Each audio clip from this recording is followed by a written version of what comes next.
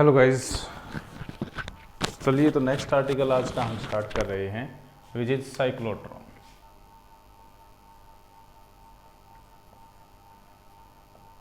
Cyclotron is a device which is invented by, constructed by E.O. Lawrence, and it is used to accelerate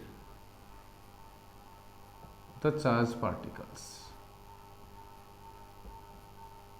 so that the charged particle can gain high speed and we can use the velocity of charged particle. Okay, तो चलिए cyclotron को हम बढ़ते हैं। Basically इसका जो principal है वो हम स्टडी कर चुके हैं पहले, और वो प्रिंसिपल है क्या है? Principle is crossed electric and magnetic field. Crossed electric and magnetic field, it is based on a principle of cross electric and magnetic field, जिसमें से जो आपकी इलेक्ट्रिक फील्ड है वो चार्ज पार्टिकल को एक्सेलरेट करती है। इलेक्ट्रिक फील्ड एक्सेलरेट,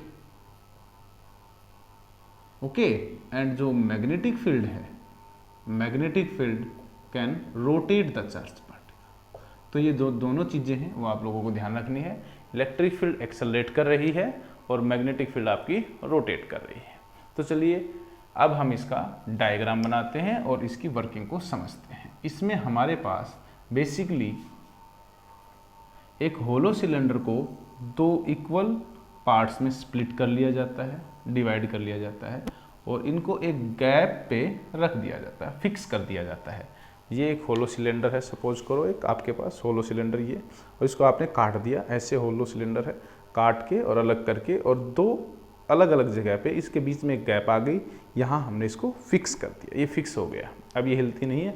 ओके, तो अब जो हमारे पास बन गए हैं ये हैं डीज, D1 एंड D2। इनकी शेप जो है जो लाइक डी, तो हम इनको डीज कहते हैं, डीज, D1 एंड D2। अब यहाँ पर हम क्या करते हैं, एक सोर्स लगाते हैं, सोर्स विच इज जो है आपका एसी सोर्स है, जिसे हम ऑसिलेटर कहते हैं। ऑसिलेटर का बेसिकली क्या काम होता है?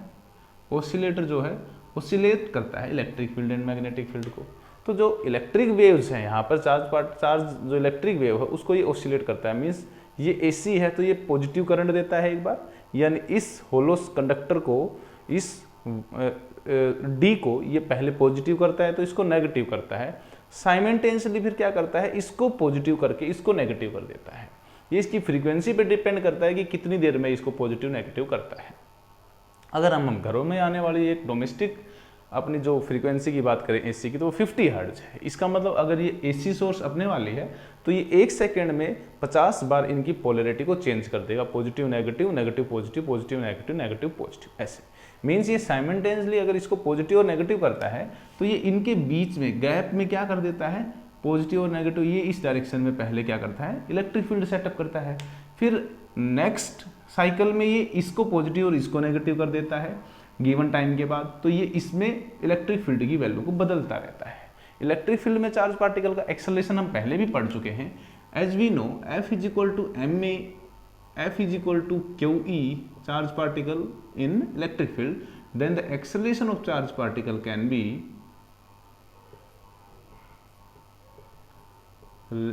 calculate like that। एक्सेलरेशन जो है आप देख सकते हो, ये चार्ज बाई मास रेशो हो गया एक चार्ज पार्टिकल का, तो ये एक फिक्स क्वांटिटी होगी। तो एक्सेलरेशन टोटली डिपेंड कर जाती है इलेक्ट्रिक फील्ड पे। जितना ज़्यादा इलेक्ट्रिक फील्ड होगा या जितनी देर के लिए इलेक्ट्रिक फील्ड होगा, चार्ज पार्टिकल की एक्सेलरेशन उतनी ही ज़्यादा आएगी। तो ये हमारे पास फर्स्ट पार्ट में क्या है, D1, ये D1, ये D2, और इनके बीच में इलेक्ट्रिक फील्ड है। अब हम इसमें क्या करते हैं, मैग्नेटिक फील्ड अप्लाई कर देते हैं, like inward, perpendicular to the plane. ये हमारे पास मैग्नेटिक फील्ड लाइंस हैं जो इनवर्ड डायरेक्शन में। ये सोर्स ऑफ आयन है या चार्ज पार्टिकल कह सकते हैं।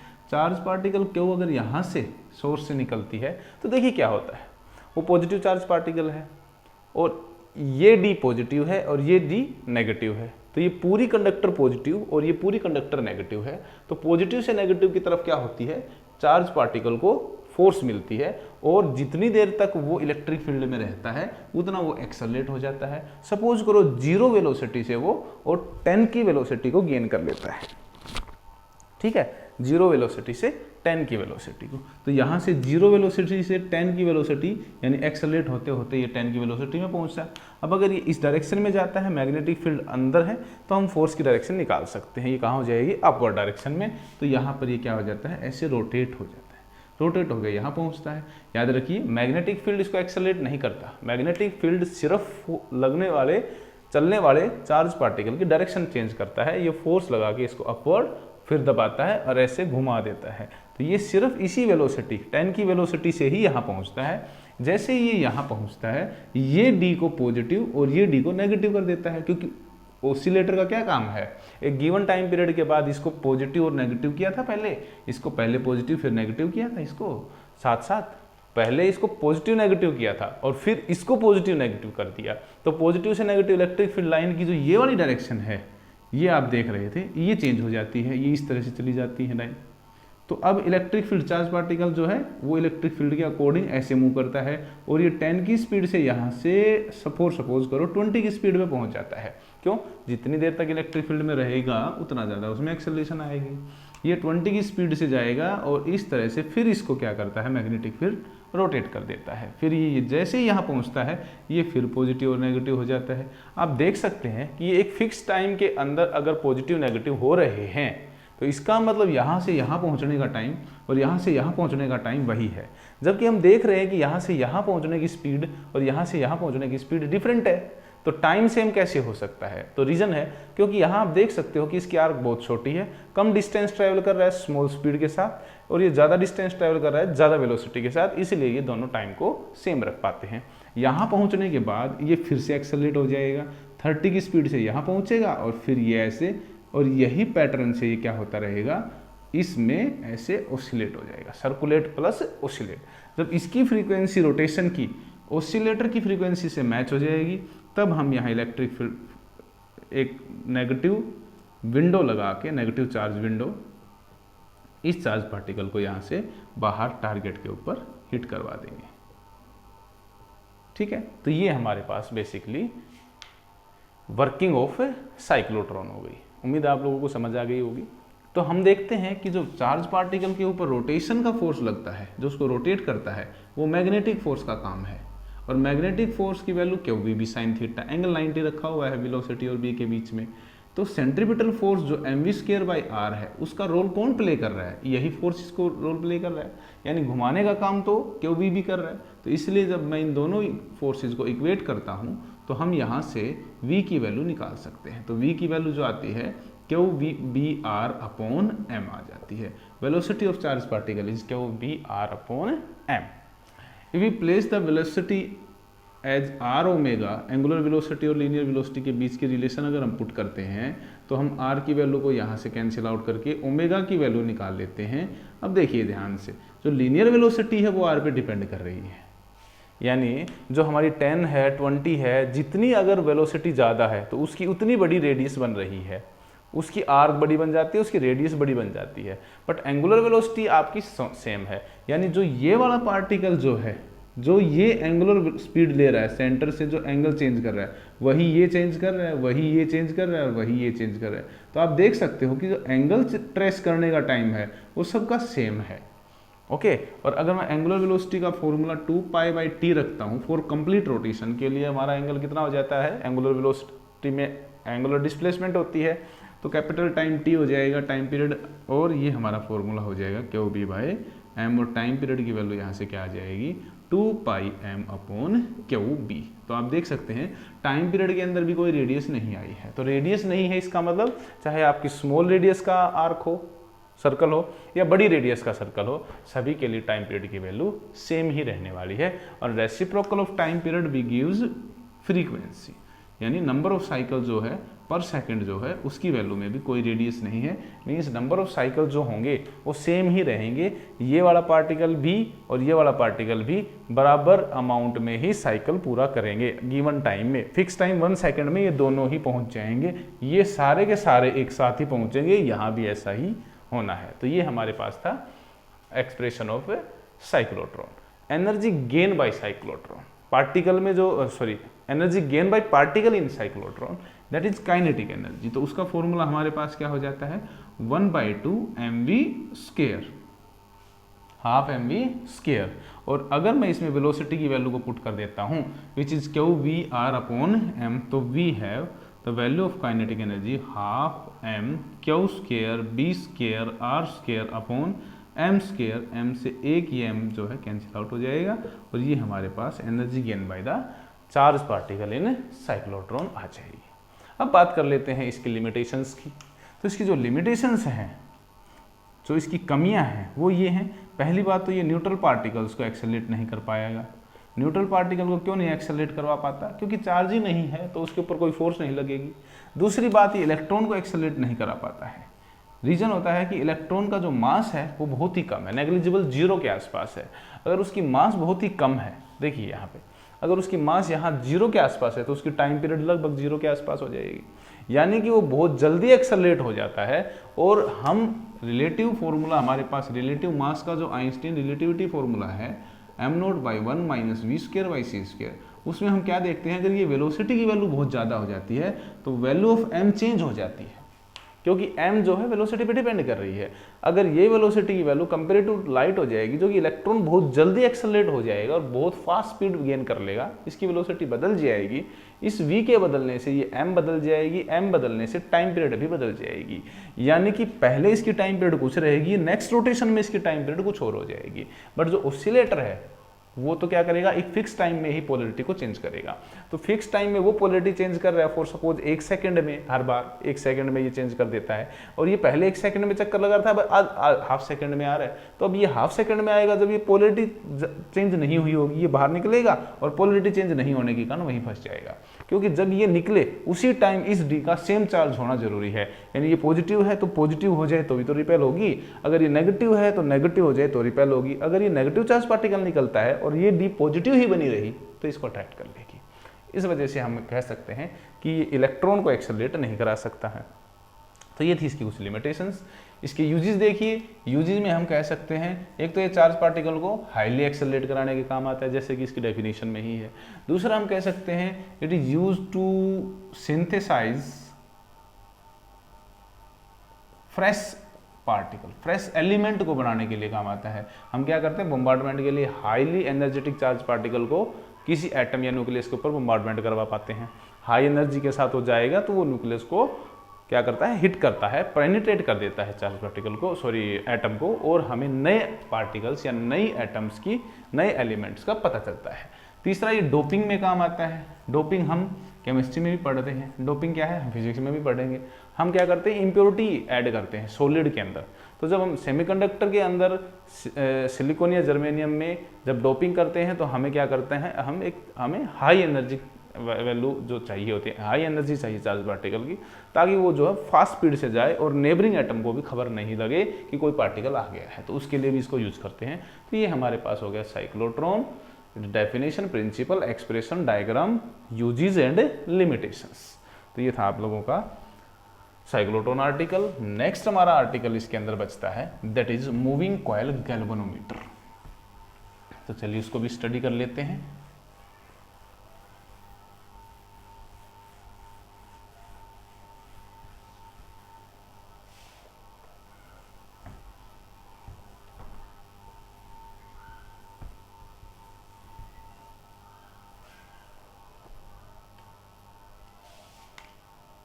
Moving coil galvanometer.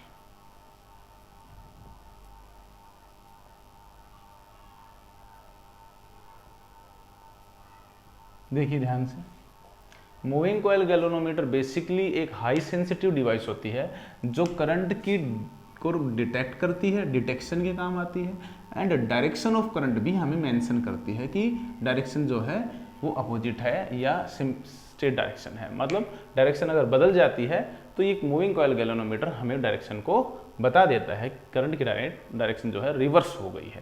That is a moving coil galvanometer. इसकी रेंज जो होती है हाईली सेंसिटिव होती है और ये हमें माइक्रो एम्पियर यानी 10⁻⁻⁶ एम्पियर तक की करंट भी मेजर करके दे सकता है। तो इसकी जो प्रिंसिपल है वो हमारा लास्ट क्लास का आर्टिकल है। अगर वो आपने देख लिया है तो अच्छी बात है, नहीं देखा है तो एक बार आप उसको प्लेलिस्ट में चेक कर लीजिए। वो है, इसकी प्रिंसिपल है टॉर्क ऑन ए, टॉर्क लगती है किसके ऊपर, on a current carrying rectangular coil. जब हम उसे कहाँ पे प्लेस करते हैं, in a uniform magnetic field, uniform magnetic field में रखी एक कॉयल के ऊपर टॉर्क लगती है। तो देखिए हमारे पास इसके अंदर सबसे पहले मैं इसके डायग्राम के साथ इसकी वर्किंग को एक्सप्लेन करूंगा और फिर इसकी एक्सप्रेशन तो बहुत ईजी है। ये मैंने एक टॉर्जन हेड लिया जिसके साथ मैंने क्या किया है, एक ब्रॉन्ज वायर, ऐसे मेटल वायर जो है वो लगा दी है और इसको एक नंबर ऑफ टर्न्स के अंदर बार बार क्या किया है, एक रेक्टेंगुलर शेप में, एक कॉयल शेप में ऐसे रोटेट कर लिया। उसके बाद मैं इसको नीचे ले जाता हूँ और यहाँ पर एक स्प्रिंग लगाकर यहाँ इसको फिक्स कर देता हूँ। ये एंड फिक्स है। देखिए ये ऊपर से घूमती है तो ये टॉर्जन हेड इसको मदद करती है साथ साथ रोटेट करने में, सो दैट इस कॉयल की वायर के अंदर ट्विस्टिंग नहीं होती, इसलिए इसको ब्रॉन्ज का रखा जाता है। अब इसको हम मैग्नेटिक फील्ड प्रोवाइड करने के लिए यहाँ पर दो मैग्नेट, एक मैग्नेट की दो पोल ले लेते हैं, नॉर्थ एंड साउथ। इनको हम कनकेव शेप रखते हैं सो दैट जो maximum electric magnetic field lines हैं वो क्या है, इस जो रेक्टेंगुलर कॉयल है इसके साथ अटैच हो सकती हैं, हो जाए। इसलिए जब हम इसमें करंट पास करते हैं तो हमने पढ़ा है जब भी आप इसमें करंट पास करोगे तो क्या होगा, इसमें करंट कैरिंग कॉयल, ये रेक्टेंगुलर कॉयल हो जाएगी जो यूनिफॉर्म मैग्नेटिक फील्ड में रखी होगी, तो ये अपने ऊपर क्या फील करेगी, एक टॉर्क, और ये क्या करेगी, ऐसे रोटेट हो जाएगी। देखिए ऐसे, अगर ये ऐसे रोटेट होगी तो हम इसके साथ एक नीडल लगा देंगे। अगर हमारी कॉयल ऐसे ऐसे रोटेट होती है, ऐसे ऐसे, तो देखिए ये कॉयल है, अगर मैं इसमें ऐसे रख देता हूँ और इसके साथ एक नीडल अटैच कर देता हूँ, तो ये जब ये ऐसे करेगी तो हमारी नीडल, देखिए आप नीडल आप देख सकते हैं ऐसे जा रही है, तो यहाँ मैं एक मीटर बना दूंगा और ये मीटर में ऐसे ऐसे जाएगी, रीडिंग दे देगी अपने आप। तो ये हमारे पास हो गई टॉर्क की वजह से। लेकिन हमारी जो टॉर्क की वैल्यू है हम क्या जानते हैं, NIBA sin थीटा, ये वैल्यू हमने निकाली थी रेक्टेंगुलर कॉयल के ऊपर टॉर्क की वैल्यू। तो देखिए एक छोटी सी प्रॉब्लम है, करंट की वैल्यू अगर आपकी माइक्रो एम्पियर में है विच इज वेरी लेस, तो ये हमारे इस फैक्टर को बहुत छोटा कर देती है, अप्रोक्सीमेटली 0 पॉइंट समथिंग कर देती है। तो टॉर्क की वैल्यू इतना कम होगी तो जो नीडल की डिफ्लेक्शन होगी वो स्मॉल होगी। इसको ओवरकम करने के लिए पहली बात तो हमें नंबर ऑफ टर्न्स को बहुत ज़्यादा रखना पड़ता है। दूसरी भी मैग्नेटिक फील्ड की स्ट्रेंथ बड़ी हाई होनी चाहिए, एरिया ऑफ कॉयल भी पूरा जो है मैग्नेटिक फील्ड के साथ अटैच होना चाहिए। बट ये देखिए साइन थीटा, ये एंगल क्या होना चाहिए, मैक्सिमम होना चाहिए। मैक्सिमम मीन्स 90 और साइन 90 अपनी मैक्सिमम वैल्यू पे होना चाहिए। 1 साइन अपनी वैल्यू में 1 मैक्सिमम होता है किसी भी ग्राफ में, तो हम देखते हैं कि ये 1 बना रहना चाहिए। देखिए प्रॉब्लम क्या है, जब ये रोटेट होता है, जब रोटेट होता है तो एंगल की वैल्यू भी चेंज हो जाती है और एंगल चेंज होने से टॉर्क की वैल्यू बदल जाती है। तो इस प्रॉब्लम के लिए, इस प्रॉब्लम ओवरकम करने के लिए, इस प्रॉब्लम को हम इसमें एक फेरोमैग्नेटिक आयरन सिलेंडर रख देते हैं। इसका बड़ा कमाल का काम होता है। ये देखिए क्या करता है, आयरन सिलेंडर का व्यू अगर आप ऊपर से देखते हो, ये फेरोमैग्नेटिक आयरन सिलेंडर की कोर जो होती है, आयरन की कोर होती है, उसके अंदर एक प्रॉपर्टी होती है कि मैग्नेटिक फील्ड लाइन ऐसे आएंगी और ऐसे इसके अंदर अट्रैक्ट हो जाएंगी और ये परपेंडिकुलर जाएंगी। जैसे अगर मैं इसमें आप लोगों को फील्ड पैटर्न दिखाना चाहूँ तो देखिए एक बार फील्ड पैटर्न दिखा देता हूँ। ये टॉप व्यू है। अगर हम सिलेंडर को, इस सिलेंडर को ऊपर से देखते हैं तो आपको ये कैप नज़र आएगी और ये कैप का ये टॉप व्यू हो जाएगा। ऐसे ऊपर से देखने पर आप लोगों को सिलेंडर ऐसा नज़र आएगा, ये साइड व्यू हो गया आप लोगों का। तो जो मैग्नेटिक फील्ड लाइन्स आएंगी, जैसे ये मैग्नेटिक फील्ड लाइन है, ये एंटर कर गई, ये मैग्नेटिक फील्ड लाइन एंटर कर गई, ये मैग्नेटिक फील्ड लाइन एंटर कर गई और ये ऐसे निकल कर फिर ऐसे चली गई। तो जो इसकी एंटरिंग होती है और एमर्ज आउट होती है जो मैग्नेटिक फील्ड लाइंस किसी भी कंडक्टर के साथ, और इलेक्ट्रिक फील्ड लाइन भी वो हमेशा हमने पढ़ी है 90 डिग्री टू द एंगल होती हैं, यानी ये 90 डिग्री सरफेस पे जाती हैं और 90 डिग्री ही बाहर निकलती हैं। ये एंगल हमेशा 90 डिग्री होता है। ओके, अब हमारी जो कॉयल है, ये देखिए ये कॉयल ऐसे है, ऊपर से अगर हम देखते हैं तो आपको कॉयल की यही लाइन दिखेगी, ये सिलेंडर हो गया और ये हमारी कॉयल होगी। तो अगर ऊपर से अगर मैं इस कॉयल को ऐसे, ये वाली कॉयल जो है आपकी, इस कॉयल को अगर मैं ऐसे कर दूं तो आपको ये लाइन नज़र आएगी, ये वाली, ये रही, ये कॉयल की ऊपर वाली साइड है। तो आप देख सकते हो इस कॉयल की जो सरफेस है वो ऐसे हो गई है और इस कॉयल की ये वाली साइड और आपको ये वाला सिलेंडर नज़र आ रहा है, सिलेंडर का टॉप। ये अब एरिया इधर है, एरिया वेक्टर की डायरेक्शन ये हो गई और मैग्नेटिक फील्ड की ये हो गई, तो एंगल बना हुआ है 90। फिलहाल एरिया वेक्टर ऐसे है और मैग्नेटिक फील्ड ऐसे है, तो एंगल कितना बना हुआ है 90। अब अगर ये रोटेट हो जाएगी, क्योंकि टॉर्क लगेगी तो आपकी ये रोटेट हो जाएगी, तो अब आपको ये लाइन नजर आएगी, ये वाली लाइन, और इसका एरिया वेक्टर ऐसे हो जाएगा। अब हमारी कॉयल हो गई ऐसे, एरिया वेक्टर हो गया ऐसे, फिर भी एंगल कितना रहा 90। अब आप देख सकते हो उधर रोटेट होगी तो ये ऐसे हो जाएगी, यानी कि इस फेरोमैग्नेटिक आयरन सिलेंडर ने इस एंगल को परमानेंटली 90 रख दिया है, क्योंकि ये एंगल जो होता है वो किस किस के बीच में होता है, magnetic field and area vector के बीच में। तो एरिया वेक्टर और मैग्नेटिक फील्ड लाइंस के बीच में एंगल 90 बना रहेगा और हमारी टॉर्क जो है वो मैक्सिमम रहेगी, विच इज NIBA। नाउ अगर ये इस तरह रोटेट होती है तो स्प्रिंग जो होती है ये टाइट हो जाती है, तो ये एक रिस्टोरिंग टॉर्क लगाएगी। स्प्रिंग अगर टाइट हो जाएगी तो क्या कोशिश करेगी, वापस ले जाने की, तो वो भी एक टॉर्क पैदा करती है। तो वो रिस्टोरिंग टॉर्क है, वो अपनी एक्चुअल पोजीशन में इसको रिस्टोर करने के लिए लगती है।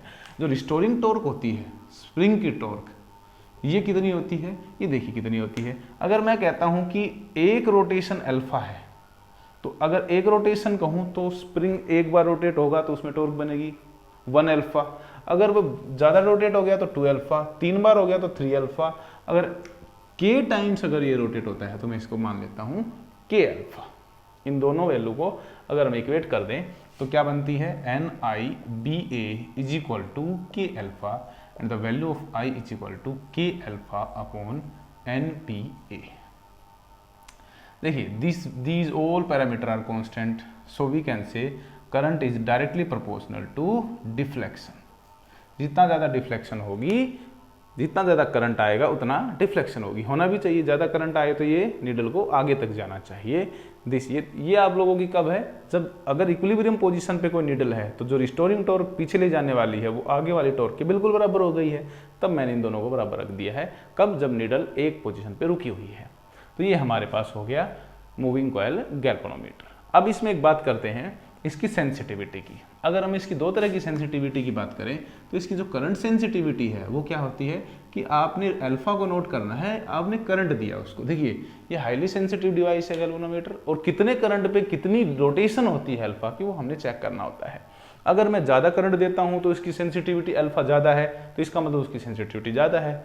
जिसमें कम करंट दूं और उसकी डिफ्लेक्शन कम हो तो इसका मतलब उसकी सेंसिटिविटी कम है। मैं 2 गैल्वेनोमीटर मार्केट से परचेज करके लाता हूं, अलग अलग करंट देता हूं, सेम करंट दोनों को देता हूं, दोनों में अलग अलग डिफ्लेक्शन मिलती है। तो ज़्यादा डिफ्लेक्शन होती है तो उसके अंदर हम क्या करते हैं, माइक्रो लेवल पे रीडिंग ज़्यादा बना पाएंगे, क्योंकि अगर ये नीडल यहाँ से यहाँ जाती है तो आप ये पैरामीटर को बारीक ले पाओगे, लेकिन ये इतना करती है तो आपकी ये पैरामीटर कम हो जाएंगी, वैल्यू कम हो जाएंगी। तो इसका मतलब हाईली सेंसिटिव होने के लिए अल्फा ज़्यादा होना चाहिए पर यूनिट करंट में।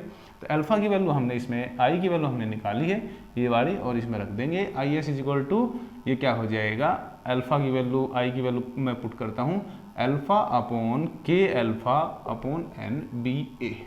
तो मैं इसको फिर से रीराइट कर देता हूँ, अल्फा से अल्फा कैंसिल हो गया, BNA अपॉन के। तो याद रखना जो सेंसिटिविटी की वैल्यू है आप उसे ट्रिक से याद सकते हो। एक आपका सॉन्ग है पीछे, पुराना सॉन्ग, ओल्ड सॉन्ग है, बना के क्यों बिगाड़ा, तो बना के वर्ड से आप इसको रख सकते हैं, याद कर सकते हैं, ट्रिक है ये, बना के। इसी तरह अगर वोल्टेज सेंसिटिविटी की बात करूं तो voltage sensitivity alpha by V, ठीक है। तो वोल्टेज की वैल्यू होती है IR। तो देखिए अल्फा बाय आई तो वो हमने निकाला ही है, सिंपली R से और मल्टीप्लाई हो जाएगी ये वैल्यू, तो BNA अपॉन KR हो जाएगा। तो इस पे न्यूमेरिकल आपको डायरेक्ट पूछे जाएंगे, तो ये फॉर्मूला आपको याद रखना है। ये है बनाकर, तो बना के करंट सेंसिटिविटी और बनाकर जो आपकी वोल्टेज सेंसिटिविटी। तो ये थी आप लोगों की मूविंग कॉइल गैल्वेनोमीटर। मैंने थोड़ा फास्टली करवाया है, फिर भी अगर आपको प्रॉब्लम है तो आप इसमें कमेंट सेक्शन में आप मुझसे पूछ सकते हो, मैं इसके ऊपर और ज़्यादा डिटेल से आपको बता दूंगा। ये इसके कन्वर्जन रह गए हैं, वो नेक्स्ट आर्टिकल यानी नेक्स्ट वीडियो में इसको हम कवर करेंगे। कन्वर्जन क्या है, galvanometer into ammeter as an ammeter और galvanometer as a voltmeter. Thank you बच्चों।